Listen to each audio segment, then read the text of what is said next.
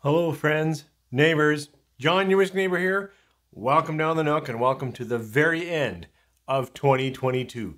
This is going to be a walkthrough of about 8 whiskeys that I found this year were just fantastic. As always, it's just my palate. Our taste may differ. In order to make this list, I had to own a bottle. Bought a bottle, or there's one in the mix that I was gifted.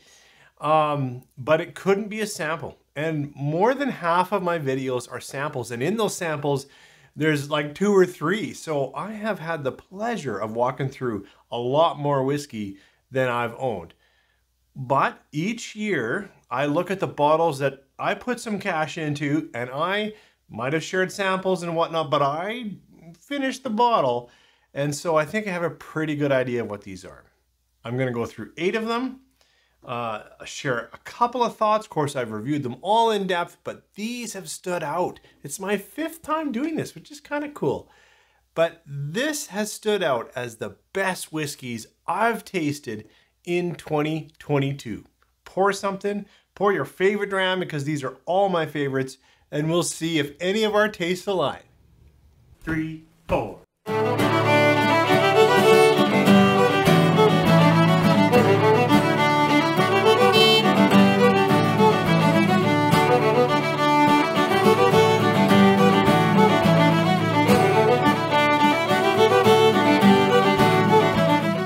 Thanks for coming back. As I tried to say in the opener, these are just some whiskeys that I really liked, but that I have owned or at least had a full bottle of. We're gonna do some Scotch, we'll do Bourbon, Irish, Canadian, Rye, and kind of a wild card. So we're gonna start with Scotch because I've actually owned and have more Scotch than any other whiskey type. Start with a blend. This is empty. This is Orchard House from Compass Box. Now, I pretty much like anything Compass Box puts out, and if you're just looking for anything, try something that they put out. They have great tastes. This, I think you'll see it in a lot of lists. You'll see it in a lot of people's favorites. For me, it is fresh and inviting, and just as it says, cut apples, cut orchard fruits. It just is a lovely Scotch, and one that was easy to pour for myself and friends, give samples, and it deserves a place on your shelf. It's affordable. Yeah, sure, it's a blended malt, but you know, they've done it well. It is sweet and fragrant, as it said on the front. Certainly enjoy it. So this next one I reviewed in January of 2022, so it just barely made the list. And it is Kilkerran 8. Kilkerran 8. You know, Kilkerran is a bit of a love-hate. Actually, I love all of their Scotch. I love all of their liquid, and I would buy it forever. But the hate is, there's too much hype. It's too hard to find. It's too expensive. All of those things. Just tough. But I found this Kilkerran 8, and I've managed to nurse it along, and it was kind of too bad that this is my best sherried Scotch, because I had it in January, and I'd take little sips all the way through the year and compare it back to Kilkerran 8, and it just stood up. It's a little bit pithy. It's a little bit not quite sulfury, but on that edge, it's a little bit aggressive. But the flavors are so good and so rich. I definitely, if by some miracle you can find Kilkerran 8, it's a great sherried, full sherried and cask strength Scotch. Next one might surprise you. I guess it's my favorite Scotch. Hard to say. This is Tomatin 14 Port Cask. So I've had samples before, but this year I opened up this bottle, and could be that I did open it up on a mountain retreat in Banff, which is always awesome and cool. But the mix of, you know, older fruits that I'm getting in Kilkerran, but it's softer, better balanced, and it definitely adds a little bit of chocolates for me. This Tomatin 14, you know, I got it on a great price, and I regret that I didn't just buy 2. Sure, I've been carefully nursing it along, but I know with prices it's gone up. But for me, I guess if this is my best blend, this is my best sherry, and this just stands as my best overall Scotch. But you might see a theme. quite a bit of fruit going on. Next one is, we'll say my best peated Scotch. Now, I'm not too far into this, but this Lumreek 10-year cask strength is fantastic. It's got, from Billy Walker's group, it's got Glenallachie, it's got Islay, it's got Highland, it's got New Oak, it's got ex-sherry, and then, with the Islay Scotch, it's peated. It's delightful. Like, it put peat back on the menu for me. By that, I mean, if you go back 3 years, maybe 4, 3, most of my bottles were peated. Loved peated Scotch. Just couldn't get enough of that. Even the Band-Aid, Lefroy, like I'm like, oh yeah. And then the last whole year at least, I've really moved into more fruity expressions, more ex-wines, ex-sherries, that kind of thing. But this Lumreek has some of that, and then it's just really nicely peated and smoked, a bit briny, and I don't know. This is a great bottle, and it's a great price. All of these I've bought under 100 because I seek around for a bargain, but up here, this isn't a bad deal. I guess that's it for Scotch. So I'm going to run over to bourbon, and this is a bit tough for me because, I've had, in some ways, more bourbons and some other Scotches than you'll see up here because I just enjoy them. Like Old Grandad. I totally love Old Grandad. I get it for 28 bucks Canadian. I've had at least 2 bottles this last year. I can't share that as my best bourbon. And what's struggling with this bourbon is it's a single barrel pick. So it's going to be really hard to find. This is Bullet, picked by Ryan Egan for Wine and Beyond for their 10th anniversary. Actually, Ryan Egan all his picks have been very tasty whiskey. Now this Bullet bourbon, for me, it's oaky, it's brown sugar, it's sweet. It's not too sweet, it's not too fruity, it's still dusty and peppery, and the problem is it's a single barrel pick. And I also know that it's not a distillery. Like, could this be Four Roses? That's what everyone says. But it's just a great whiskey, and I truly love it as a bourbon. I've had, like I said, lots of other bourbons I've bought and drained and enjoyed. But when I talk about, like, this is something special, this was new this year, and it was fantastic. Next bourbon is like a finished just that, a finished bourbon. And it is the Derringer from Rabbit Hole. Now, I think these guys are doing something right. I know they're a new distillery, and I know they're not kind of traditional, but the quality of both their Cave Hill and then this Derringer is really excellent. This just adds some nice,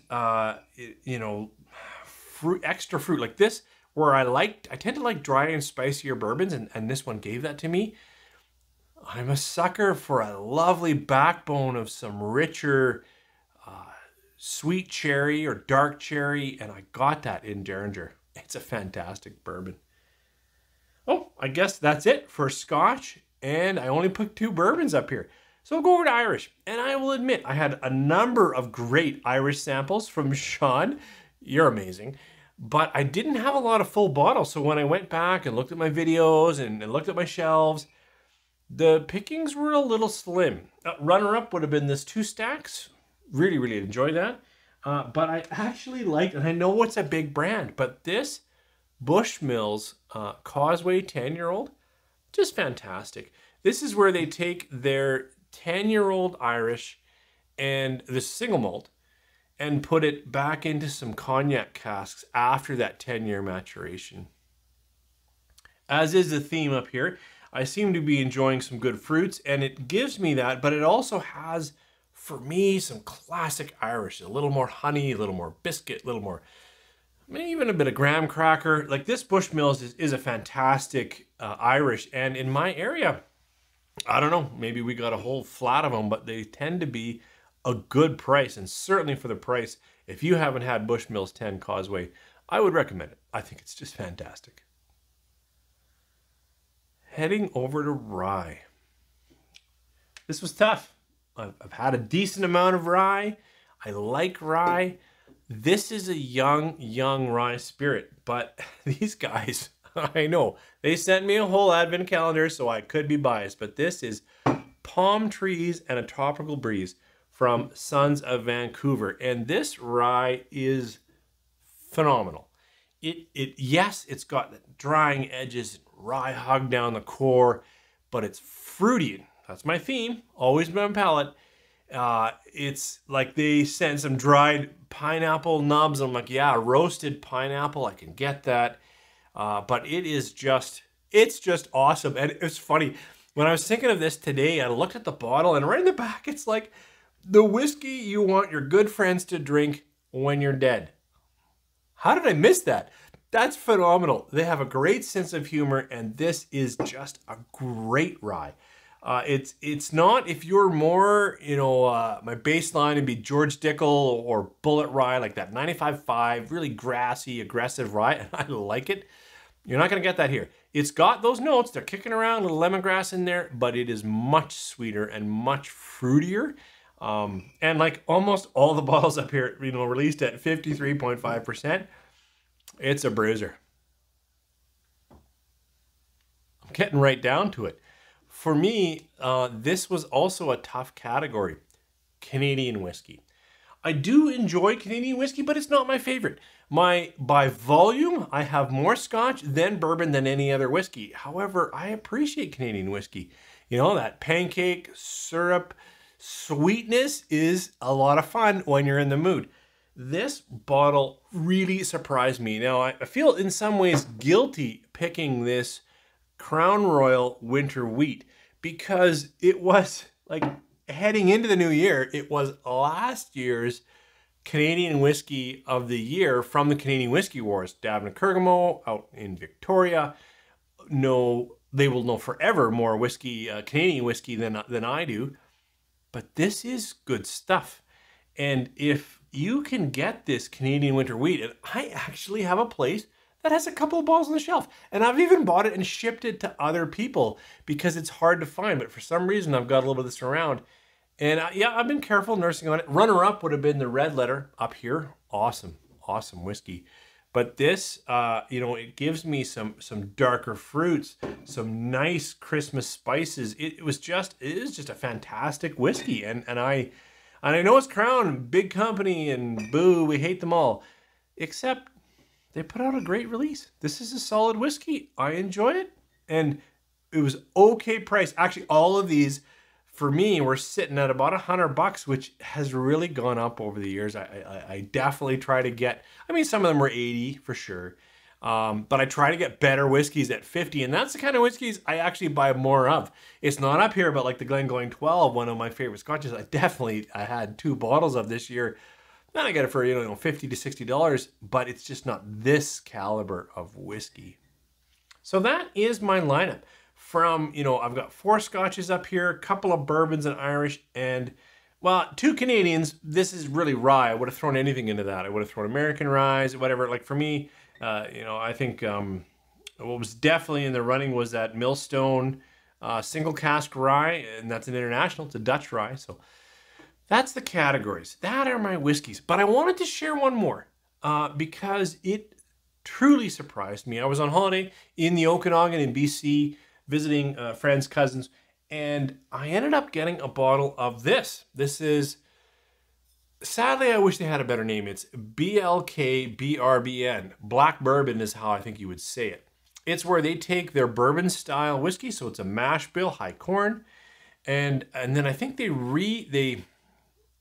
put it back into a barrel that's been kind of extra charred, hence the black, right? So they've smoked or charred the barrel again. I don't know if it's a scraped and recharred. I don't know, but I'm talking to them.